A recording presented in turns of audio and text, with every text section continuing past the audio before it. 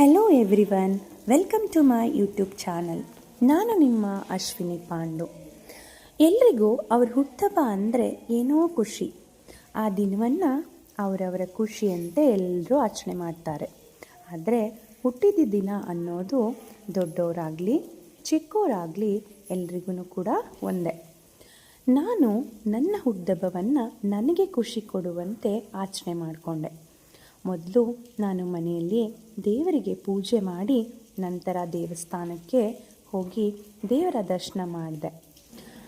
ಏನೋ ಗೊತ್ತಿಲ್ಲ, ದೇವರ ದರ್ಶನ ಮಾಡಿದ್ರೆ ಮನಸ್ಸಿಗೆ ಏನೋ ಒಂಥರ ನೆಮ್ಮದಿ, ಆ ದಿನ ಇಡೀ ಖುಷಿಯಿಂದ ಇರ್ಬೋದು, ಮತ್ತು ಏನೋ ಮನಸ್ಸಿಗೆ ಸಮಾಧಾನ ಇರುತ್ತೆ ಅನ್ನೋ ಒಂದು ನಂಬಿಕೆ. ನಂತರ ಮನೆಗೆ ಬಂದು ನಾನು ಬೆಳಿಗ್ಗೆನೇ ಎಲ್ಲ ತಿಂಡಿಗಳನ್ನೂ ರೆಡಿ ಮಾಡಿ ಹೋಗಿದ್ದರಿಂದ ಟಿಫನ್ ಎಲ್ಲ ಪ್ಯಾಕ್ ಮಾಡಿ ಸ್ಕೂಲಿಗೆ ಹೊರಡೋಣ ಅಂತ ಹೇಳಿ ತಿಂಡಿನ ತಿಂದು ಹೊರಡೋಕ್ಕೆ ರೆಡಿ ಆದೆ.